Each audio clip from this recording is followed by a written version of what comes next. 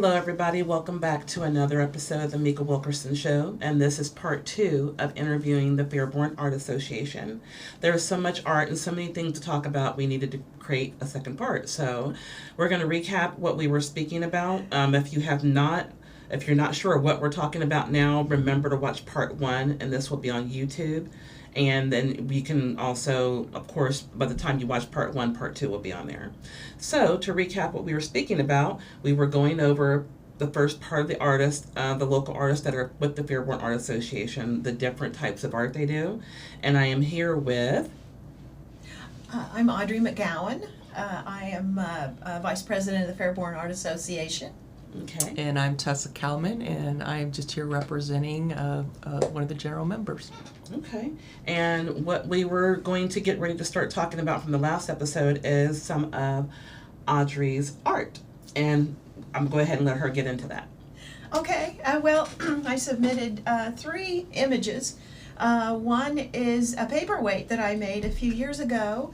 I started studying glass art about 15 years ago.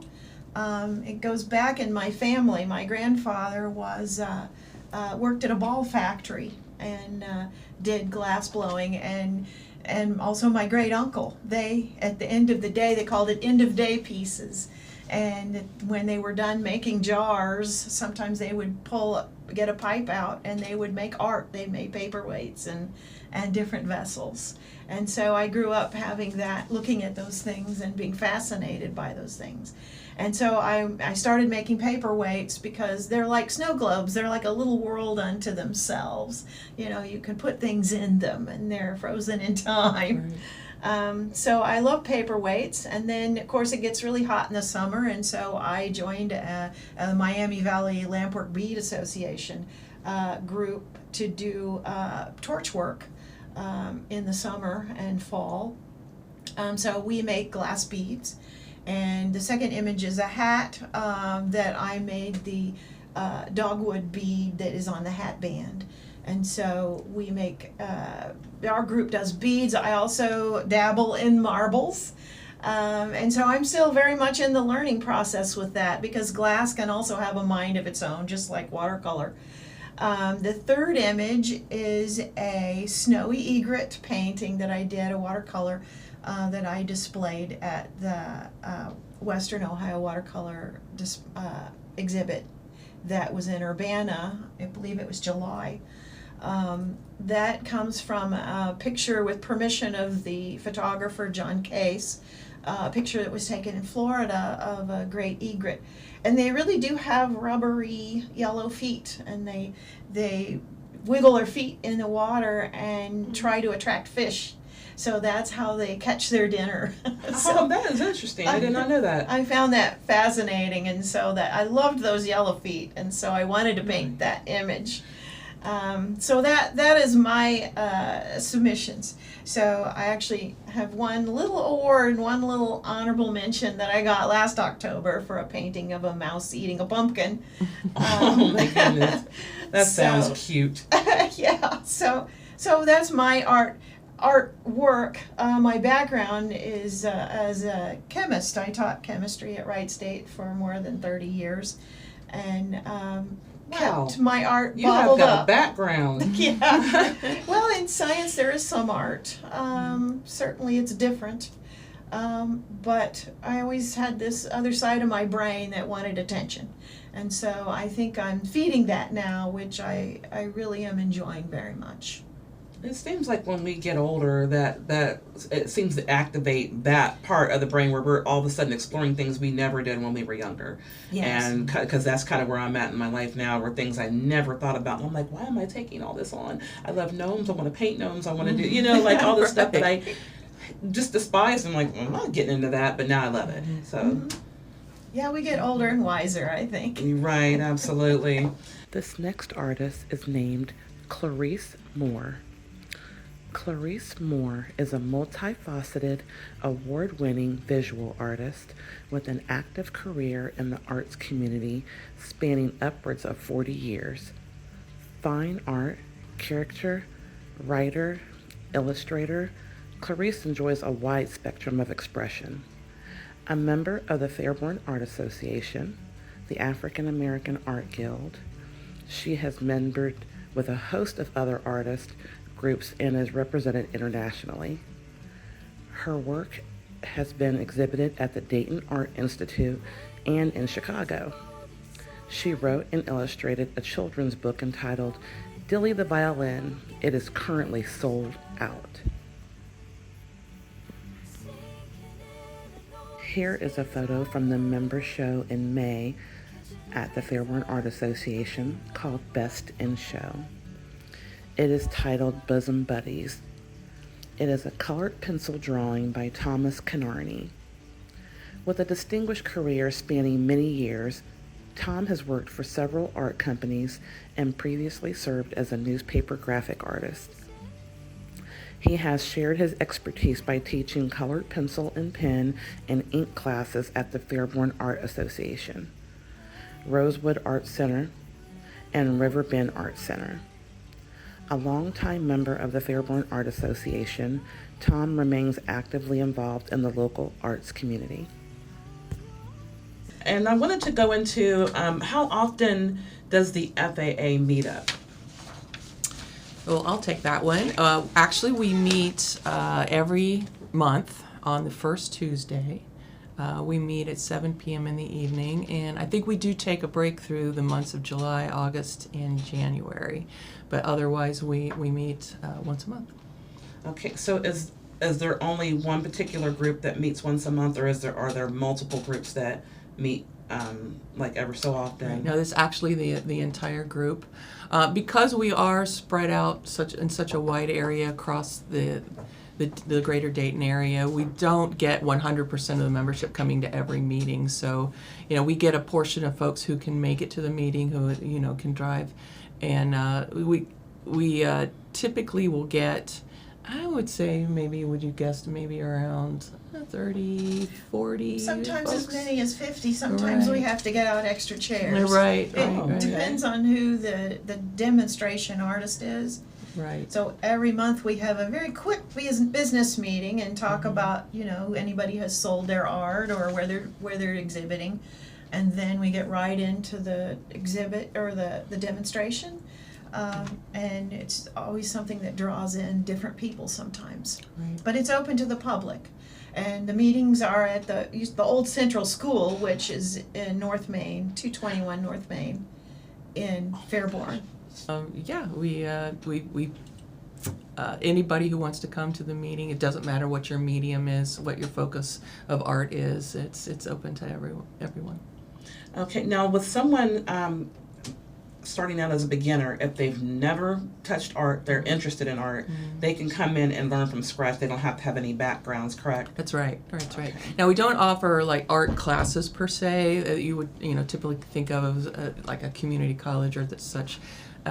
It's most of the education from our group stems from our monthly demonstration programs from the artists we bring in, and from the weekly meetings we have with the various groups like the Watercolor group, the oil painters group, and just that interaction with the other members.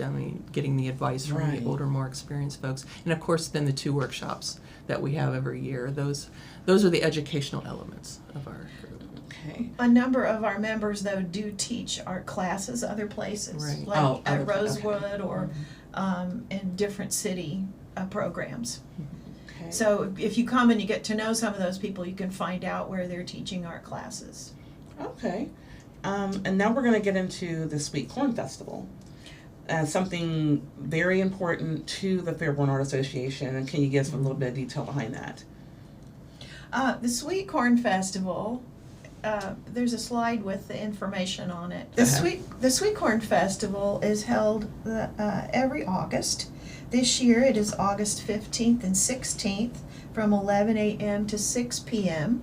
It's held at the park in Fairborn. It's right off of 675 near the old high school. And it's a community park, Fairborn Community Park on 691 East Dayton Yellow Springs Road. It is our major fundraiser for the organization. We also do it with the Fairborn Lions. And so there are many vendors lots of vendors, 155 local vendors. There's entertainment both days. The Lions have a big fried chicken booth, and so there's chicken and corn on the cob. The corn on the cob comes fresh Sounds from good. Brentlinger's farm. Right. And so you can get a nice chicken dinner and fresh corn, and then you can come over to the Art Association watermelon booth. And so we'll be serving up fresh watermelon, and we'll also have an art booth for people to do art and to display art, and also some children's art I think will be there. So people can do art while they're like actively right there at the booth? I think that's what we're going to have Oh, set okay. up. So we have opportunities for people to participate and to also view art at the booth. That is awesome. So yeah, it's very family friendly.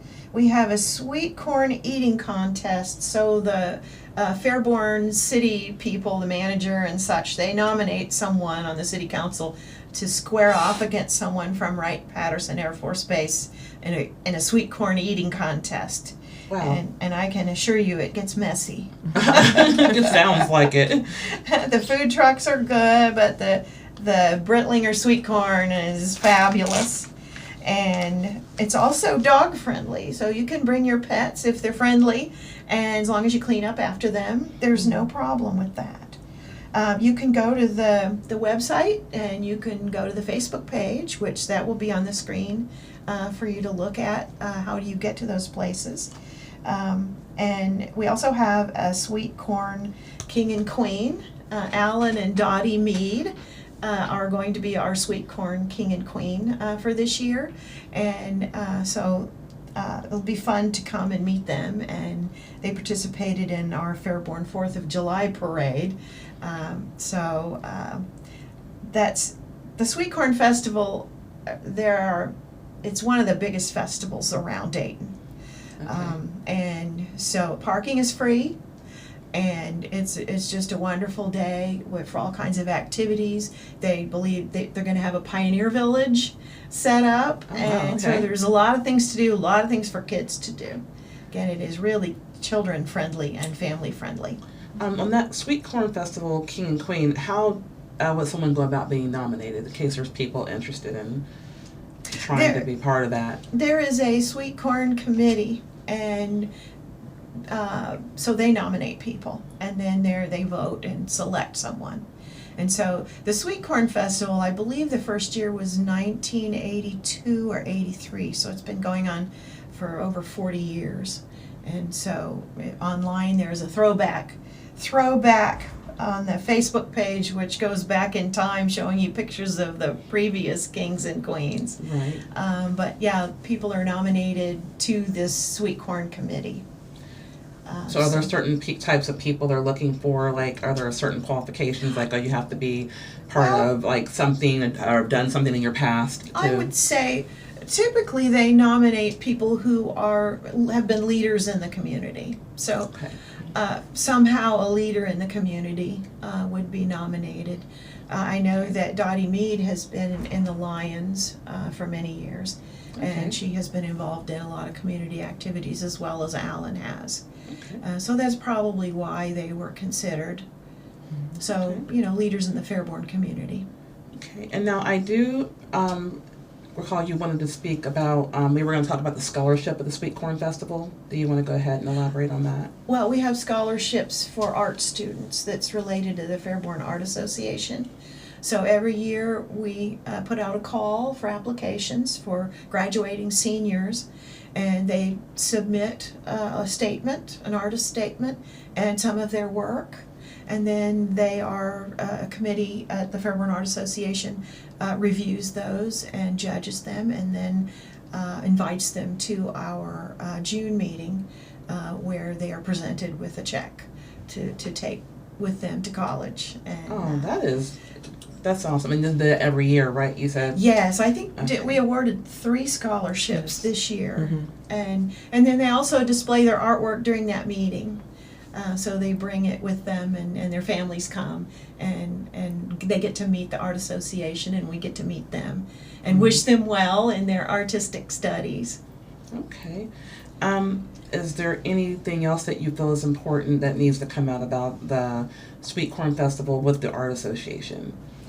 I would say to keep up with information related to that, I would join the Facebook page and also go to the websites, because those are kept pretty well up to date, and those are displayed.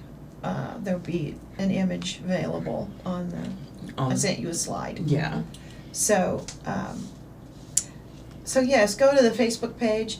We also will say who's going to be the featured demo artist before each meeting. The meetings are Tuesday evenings at 7 in the gallery. And again, the public is welcome to those, to come and see different artists do their thing. Right, and I'll also mention that during these monthly meetings, it's a great time to see the exhibit that's up in the gallery at that time. Mm-hmm. So recently we just featured the B.W. Greenway landscape exhibit. Is a local land trust organization, holds an annual landscape painting exhibition. So, not only do you get to see a great demo artist, you also can see an exhibit a lot of times while you're there. Mm-hmm. And the gallery also is open to members to submit to actually exhibit their own work. So if you get on the schedule, that's something that's also an opportunity for the artists, is you can hold a solo show or a joint show with another artist and exhibit your work. So I know the building can be a bit confusing. Mm-hmm. So where is the entrance where people come to in order to come to the art exhibit at FAA? It is confusing. The entrance is way in the back. So there is an area, if you turn in, there's 2 turn-ins to the building. The south turn-in, the one that's closest to downtown, has an area set aside for parking for the Fairborn Art Association. So you can park there, and you just walk all the way around back and keep walking around, and follow the signs. Yeah, you'll finally see the door and follow the signs. Okay, so it'll be back where the blue awning is? Yes, okay. Yes. The shorter blue awning, because the main blue awning leads to the main door. But and that's the best place to keep up with classes, events that are coming up. You're talking about follow the Facebook page for the most part to do with that information. Yes, and the website. And the website. And can you say both of those, please? The website name? The website is fairbornart.org. Okay, mm-hmm. And then just look up Fairborn Art Association on Facebook. On Facebook. Mm-hmm. Yes. And the gallery is generally open every Sunday afternoon between 1 and 4.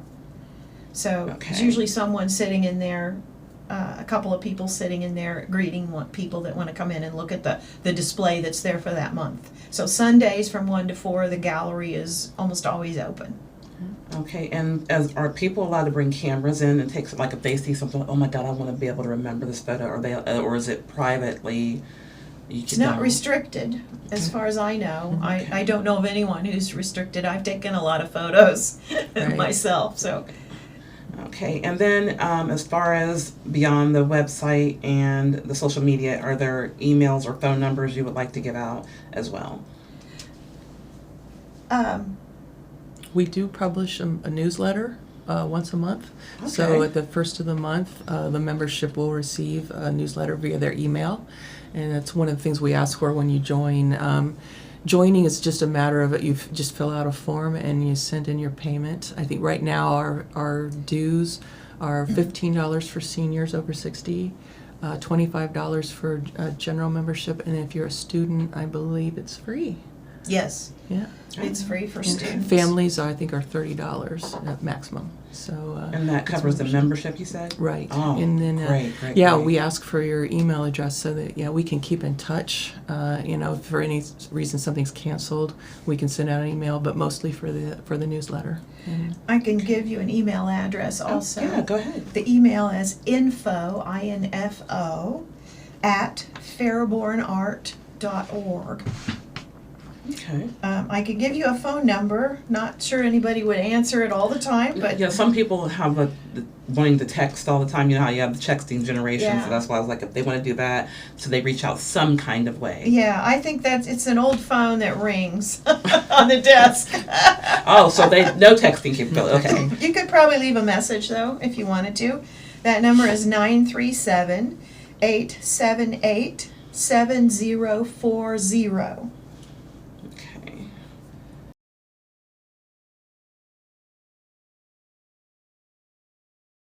The next artist I'd like to talk about is Linda Brandenburg. The title of this painting is Angry Duck. And really seeing it in person, it just makes you laugh, when you see Angry Duck. She grew up in Medway, Ohio, and now lives in New Carlisle. She got a BFA at Miami University. She just completed a 5-year term as president of FAA, and she began teaching art classes in Inglewood last spring. So a number of our members are quite accomplished, and they also offer classes for people to take, not necessarily at our gallery, but in other places. So most people do watercolor on porous paper and at an angle, so you let it run a little bit. Linda likes to paint on Yupo. This is a plastic-based paper, and it allows the paint to run and flow, and you keep it flat. And so it's really hard to do. I'm scared of it. I'm not ready to go there. Right. But she paints these amazing chickens, and I can tell you they fly off the walls. I can assure you, her chickens are incredible. This other painting called Octopus Garden, she likes bright, splashy color. She wants quirky subjects.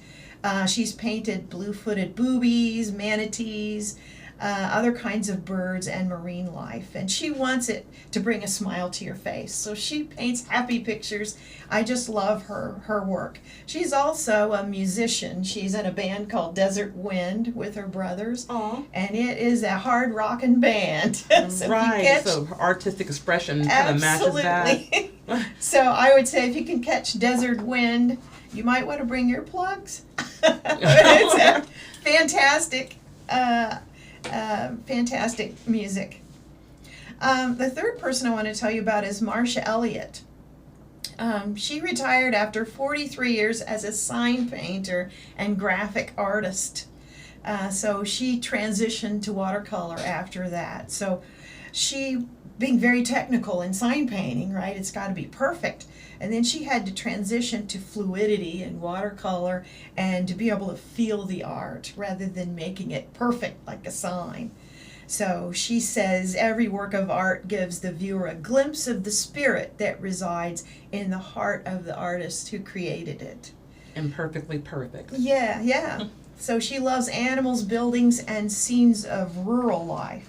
So we here have the first, a picture of a little, I believe a Chihuahua.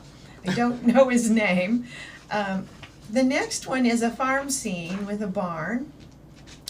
She loves to do sights, sounds, and smells of farms in quiet, laid-back, peaceful ways. And certainly in her area around Troy, Ohio, there are a lot of beautiful Ohio farm scenes that she can paint.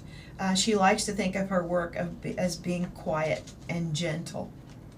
And the third painting we want to show of hers, she has a painting of a woman in a swing.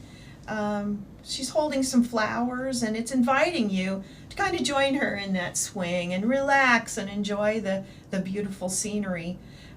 She's won a lot of awards, and her portrait of Simon Kenton hangs in District 80's office at the state capitol.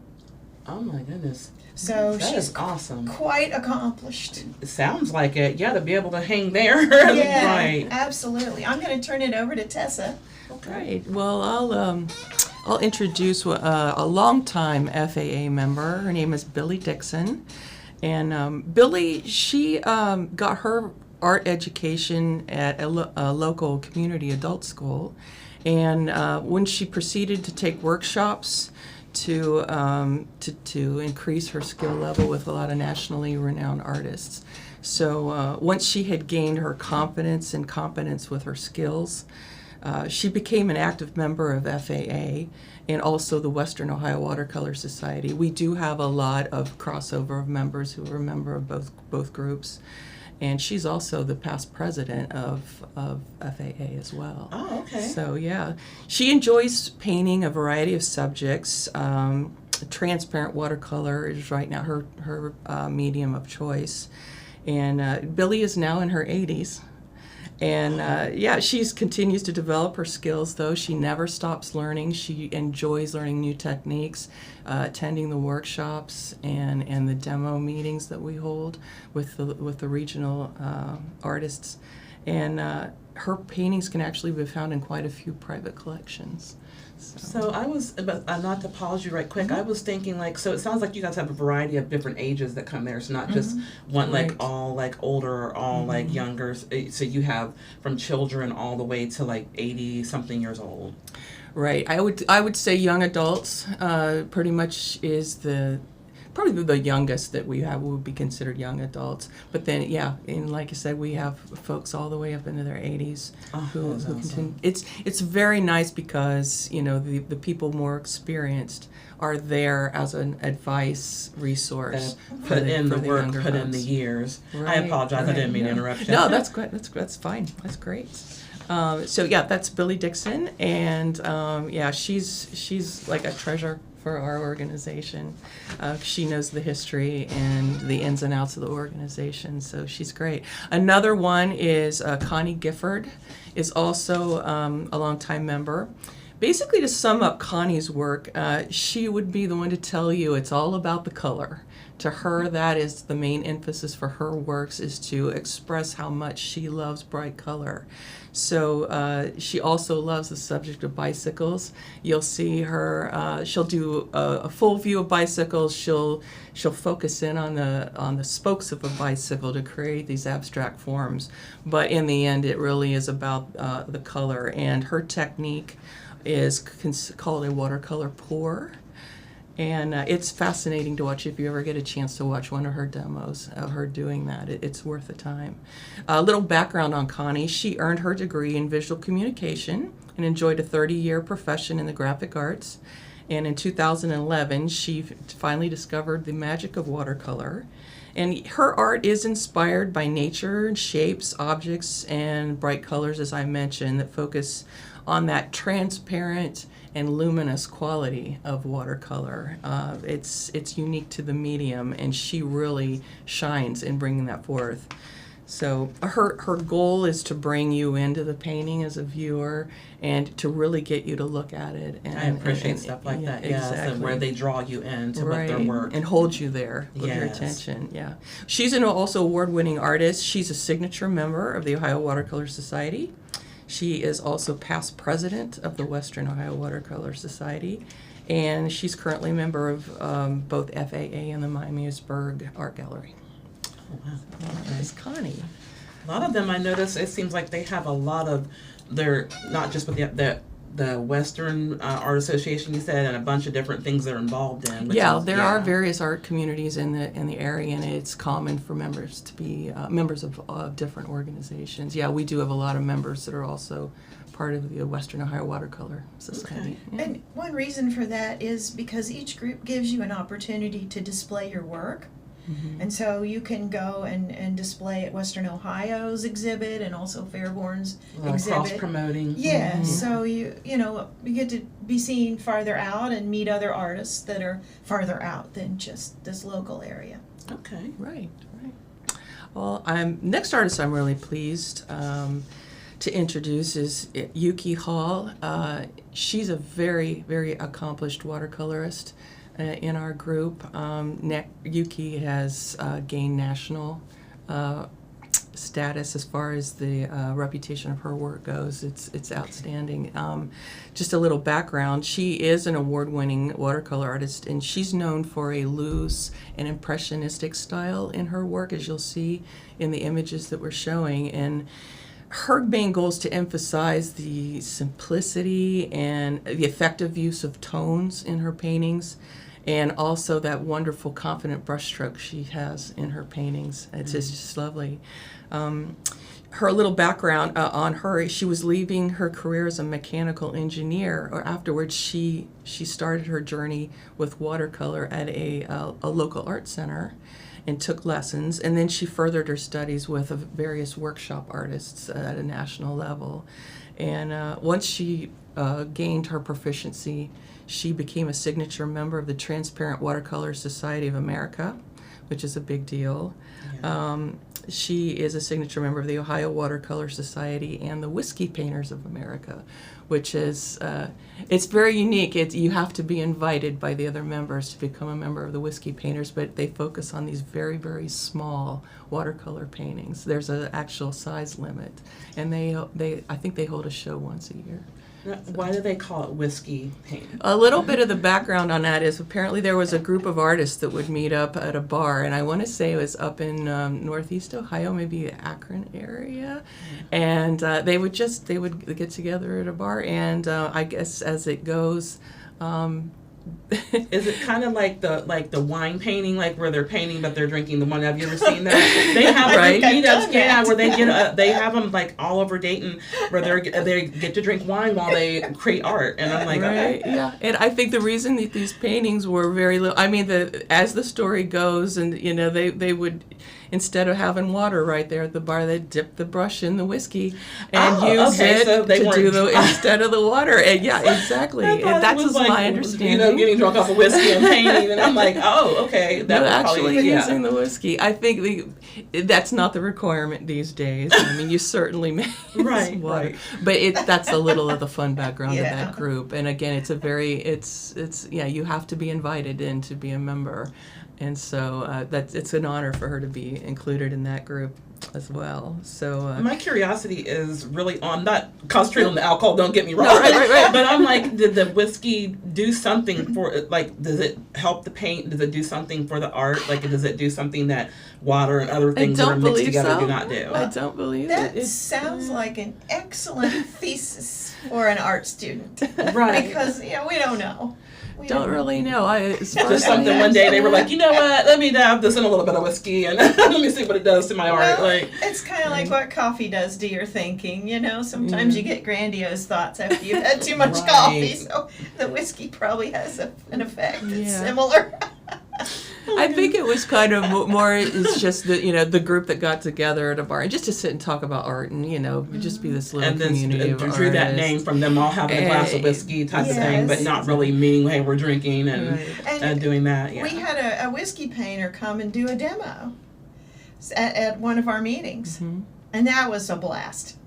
Right. So Great. she showed a lot of her whiskey paintings. So Yeah. we'll get to the meetings soon. Yeah, did you guys, so like, is that something like, do you guys have somebody come in and do live demonstration while they're doing the art so people are like, wow, this is how your Right. thought process works? Exactly. We at our monthly meetings that we have, it's the first Tuesday of every month and at 7 p.m.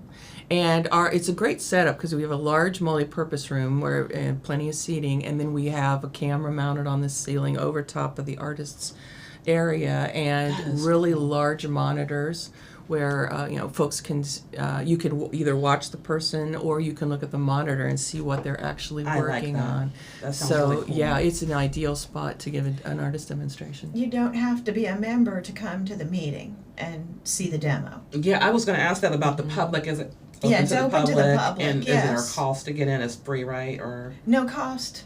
that is, Right. It's yeah, free. then I'm coming. It's just Yes. amazing. It's just amazing. Yeah, and actually Yuki, who we're speaking about, she is one of our demonstration artists, just recently gave a demonstration, and it's okay. just wonderful to watch her. You see her finished paintings. How does someone do that? But then you get to see, her I technique. love watching that artistic expression of people right. being able to show you where their mind goes while they're doing it. Yeah, we had a demo artist recently, and she did a landscape, flowers, and all I could think was, what a mess. I would be angry and throw it in the trash. And then, boom, it's a beautiful, beautiful painting. So there's that study that goes into that, the knowing where you're going. The method to the madness. Yeah, Exactly. and that is just from practice and from, study. Mhm. And so you can learn it. It's all learned. There's nothing magical about Right. it. It's all learned. Right. And not to divert from this right quick, I know we have to get back to pictures, but I'll give you a quick small story of a TV show that I watched, and they went to go see the artist. Her name was Georgia O'Keeffe in the series, and they said she painted the same door over and over again, but it was in a different. It looked different. The lighting might have been different. Her mood was different, but it was the same thing. And I was like, people wanted to see that and to see what the method to her madness was. And I said, it's something that simple that can be seen in so many different ways and different moods in different ways. But yeah, I'm sorry, go ahead. Absolutely. No, absolutely. I would just recommend if you ever get an opportunity to take one of Yuki's workshops and you like watercolor, I would recommend it. So. I've gotten into acrylic art painting, but I'm in the very beginning stages of that. So yeah, and the spinning, like where you pour the paint through the strainer and spin it. I'm trying to get into that, but yeah. Right. Well, yeah, that's good. It's great to see the demonstration when, like Audrey was saying, when you see how they began, what the middle section looks like, where a lot of people maybe would give up on something. It's like, no, stick with it, and then at the very end it can all come together. So yeah, great.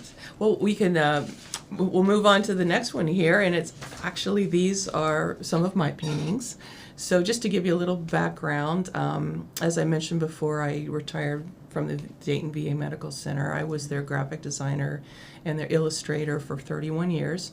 And now that I've retired, it really has allowed me to focus more on my fine art and photography interests. So I came to the FA through a workshop, and I was also recommended by Yuki about our Tuesday morning watercolor group that gets together, and encouraged to join there. So it's been so invaluable because that group has allowed me, you can sit and paint quietly if you want to, you can exchange ideas, you can ask for feedback. And to me, it's a very open and casual atmosphere, very friendly. So I would really recommend if you're into watercolor. We also have a group that meets on Fridays for oil painters and acrylic painters. I believe if you want to do pastels, there's also a group for that as well. So I worked throughout my career in a variety of media. At this point in my life, I really decided to focus on watercolor. And I find it really intriguing because it's a medium where you sort of have to give up control to the water and use it as a partner in creating this piece. And I think that it is the medium that, to my mind, lets you portray light in a beautiful manner. So that's my attraction to the medium. Little background, I'm a signature member of the Ohio Watercolor Society, which is a statewide organization for watercolor artists. See, I'm glad you're mentioning all these because I didn't know about half of these groups, and that's why I said I want to get art out there, and just keep pushing it, and you guys come on and talk about as much as you want. I don't mind. Exactly. And currently I'm president of the Western Ohio Watercolor Society, and that group is really focused on water media. So that's another one of the organizations that are out there. So that's about me. Well, I can tell you about Carol Collett. This painting of fading fall leaves called The Last Hurrah. Carol has no formal background in art, and she began with weekly watercolor classes years ago, just learning how to handle a brush and how to mix paint and how to design compositions. So I love this painting because it's looking close at something that you know is beautiful, but she's looking, even the little bug holes. I just love this painting.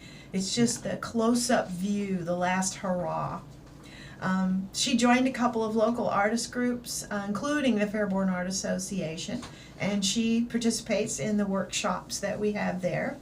And she comes to the Thursday paint-in group, which is always fun to see everybody on Thursday that comes to the gallery. Her picture of this painting of her bicycle, this is her actual bicycle, it's called Ready to Roll.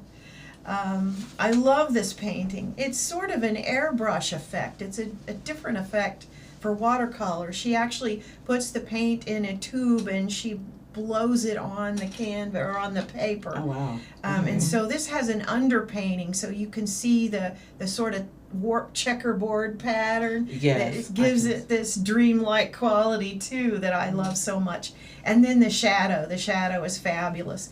Carol loves to ride. She rides almost as many days as she can. Even in winter, she rides her bike. So she's a great cyclist. She's gotten a few awards. She actually got an award for this painting and some honorable mentions. So Carol is a learning person and doing a great job in creating amazing paintings. Teresa Mayer, she's a glass artist like me as well, but she also incorporates glass and watercolor together.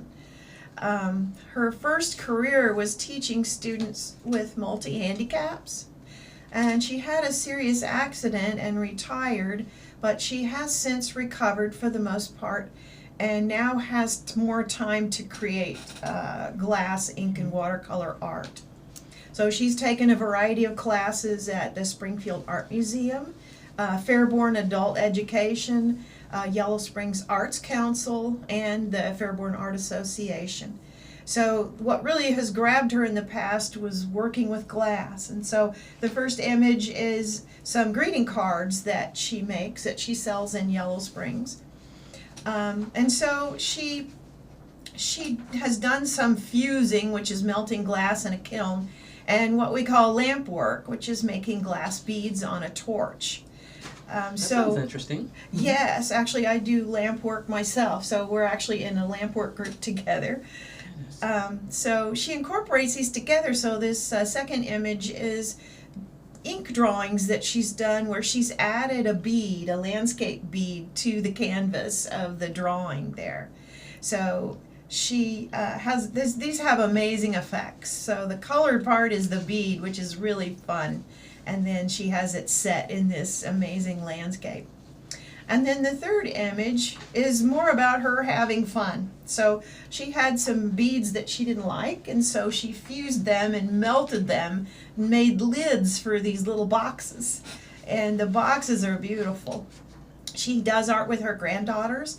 They make fairy gardens together, and so they make glass gnomes and things to put in the fairy garden. I am a gnome-aholic. Oh, if you guys ever pass around the outside, you'll see my little gnome garden. Okay, My good, yeah. Yes. Okay, so yeah, Teresa is fun, and she really puts things together in different ways that are really beautiful to see. Great. I'd like to introduce to you our current president of the FAA. It's Dave Schneeberger. Dave came from a creative family of artists and musicians. His career took more of a technical path. He became an engineer with a focus on customer support as his primary career. But he has painted and sculpted in wood for most of his 75 years. And in the last 5 years, he has decided to concentrate on watercolor and acrylic. You can relate to that. Right. And he likes to do landscape and use nature as his primary subject matter. So he's, as I mentioned before, he's currently the president of the FAA, and you'll see in his artwork he has a couple different styles. One of them you might want to consider more of an abstract style, where he divides the page up into shapes with these interlocking black lines and the colors that flow among the different areas in the canvas. So then he can also do more traditional landscapes. So he's really expanding his repertoire. Multi-layered, basically. Exactly. So yeah, and I will mention that he recently was honored with having one of his paintings exhibited at the Rosewood Art Center in their annual landscape show. So that's a big kudos to Dave for jumping into something that was new and having the wherewithal to submit it and be accepted into this prestigious show. So Right. yeah, I appreciate Dave. I understand why he's the president. Yeah. Right. It's our organization. It runs on volunteers. And yeah, it's only as good as the volunteers, and we're so happy that he stepped up and was willing to do that, as well as with Audrey here, who's now our vice president. So Right. yeah, Oh, you have such beautiful art. I can tell that reason why you're so passionate about what you do. right. We have very accomplished artists in our group. Brendan Higgins. This is a very unique medium. You do not see a lot of people working in the medium of pen and ink, but Brendan is a master at it. He received his Bachelor of Fine Art degree from Columbus College of Art and Design, very prestigious art school in Columbus. and he's currently working full-time as a CAD modeler for a software company, and he's doing this in his free time. So he's found that working with ink is relaxing because both because of the limitations that it has and also the freedom it offers. Because it's one of those mediums, it's flexible enough, you can pick up your work and start working on it immediately and put it down, and you don't have a lot of oil or things to clean up. It just sits, it waits for you to come and work on it. So he really enjoys the flexibility of that aspect of it, and he has emphasized it takes a lot of patience to work in this medium. It's a very meticulous type of medium. Because it's just in black and white, you're building up tones and shapes and the mood of your thing with just this one medium of ink color. And to get that wide range, it takes a long time to do one process. of these. You'll see in his drawings just how detailed and meticulous they are. So he's really mastered this medium.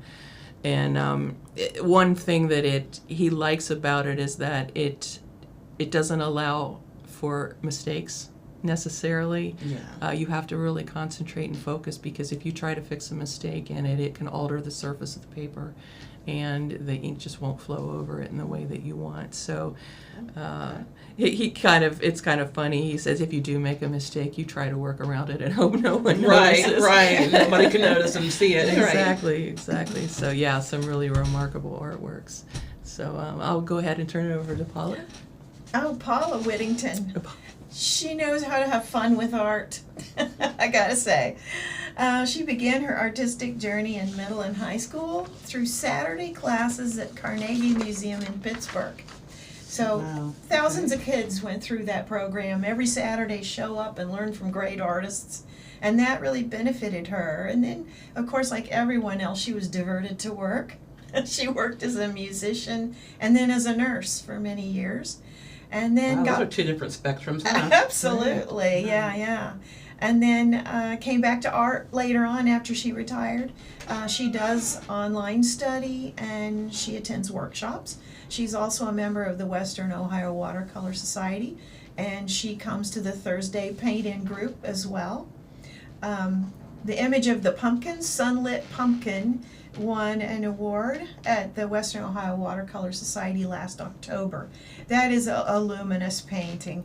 Another thing she does is she creates coloring books for the children in her extended family that have interesting, amazing made-up animals and all kinds of things. And she also strives to paint every day. So she gave a presentation to our group a couple of months ago where she talked about the practice of art, of doing it every day. And you're like learning to play the piano or anything, if you spend a half an hour a day or an hour a day, it's amazing how you can improve. That is a discipline, and I struggle with that. I think we all do. But she encourages all of us to do that. So in her artist statement, she says, being a musician and an artist has informed how I see the world. My work is born from a deep love of art and music, two languages that allow us to see and feel the world beyond the surface. I so agree. And it invites us into another dimension. It reveals hidden meaning and deeper connections that words fail to express. Art and music speak directly, honestly, and universally. Susan Scott, we call her Susie. She's always been an artist. Her parents were creative people and artists, and she was always encouraged in art.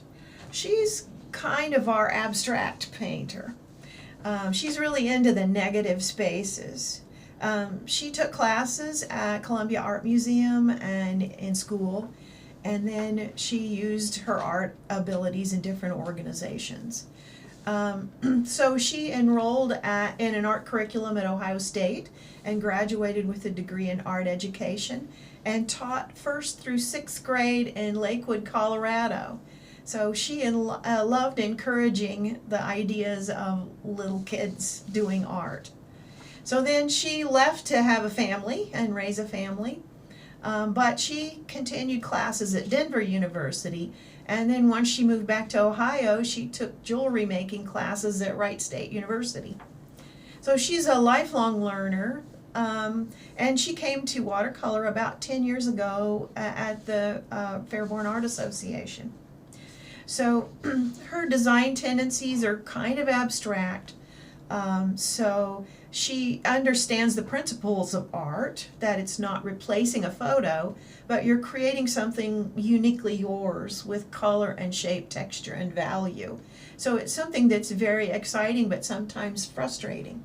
Right. So yeah, people can take pictures and photographs are great, but art, you're trying to reach deeper into that. You're not just Right. trying to reproduce what you're looking at, you're adding something to it. And that really is a challenge as an artist.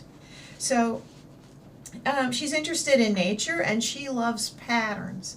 So when you look at her abstracts, she's painting negative spaces.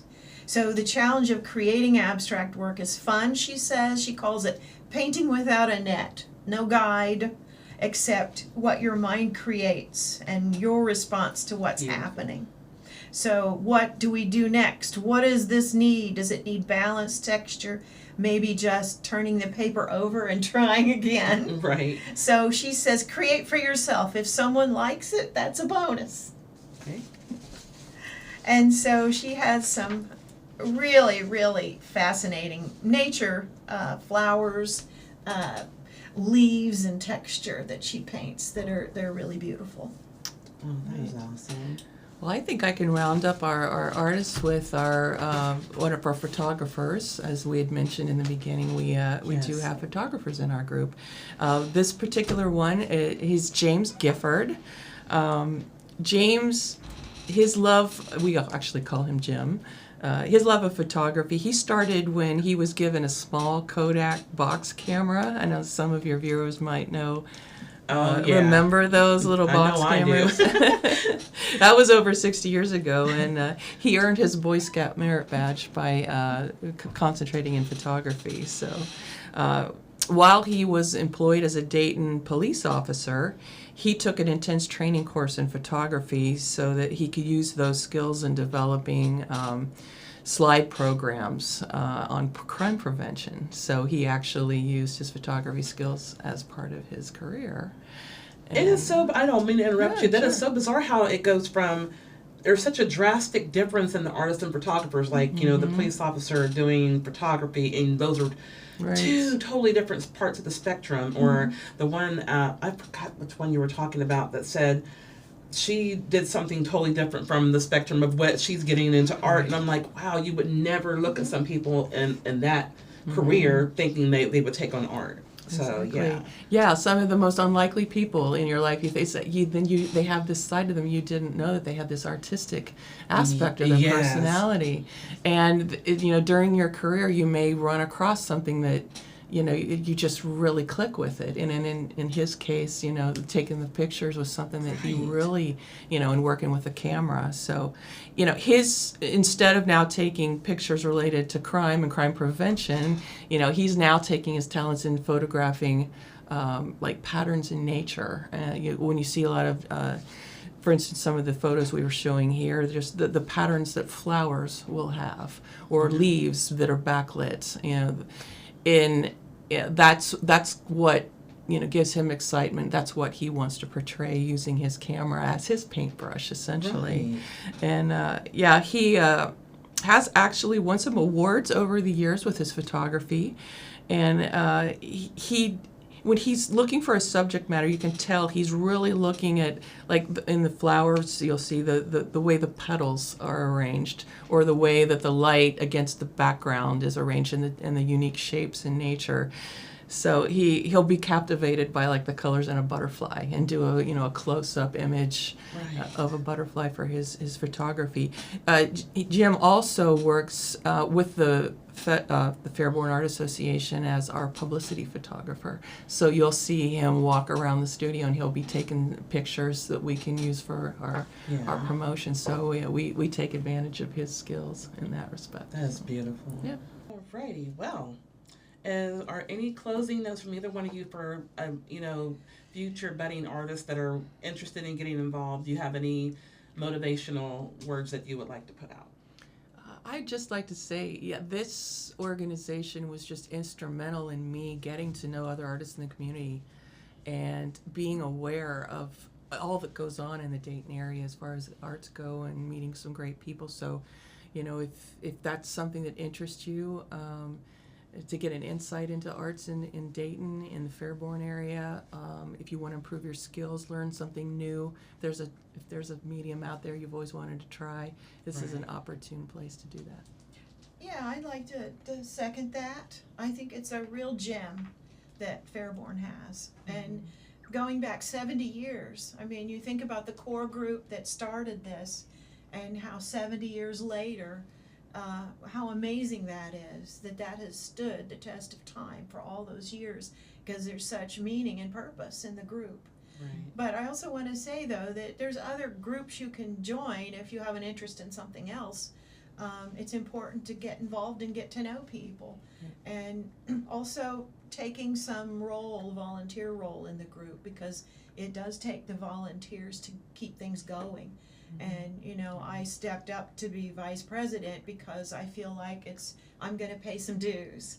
And I want to pay some dues to be part of the group and to honor those original 13, Right. And I think it's important to do that, not to be a giver, and not just a taker from an organization. So I encourage people to get involved, get out of the house, snap off that TV one night a week and do something new. Yeah, because we're all addicted to the tube. I know that. So it's good that you guys are trying to draw people out and say, get more involved in your community, get more involved in art, step away from the electronics. Yes. Yeah. Yep. I want to thank you guys so much for coming on and covering all this art. I know we covered a lot, but it was worth it. Every second of every artist, because they all deserve recognition. Thank you for having us. It's been a delight to share the amazing artwork of the group with you and with the community. Right, and different kinds of art. Like I didn't know that photography was involved in the art. I thought it was just all about painting, and hearing the different groups, it opens people up to get involved and learn more. And it's worth it if you want to get out there, and make sure you visit their Facebook page. Make sure you visit their website if you want to get involved. It's worth it. I have personally seen some of the art pictures, and I am in awe of every last one of you, even these two sitting here especially. So thanks again for tuning in for part 2 with the Fairborn Art Association. This is the Mika Wilkerson Show, and I will see you guys next week.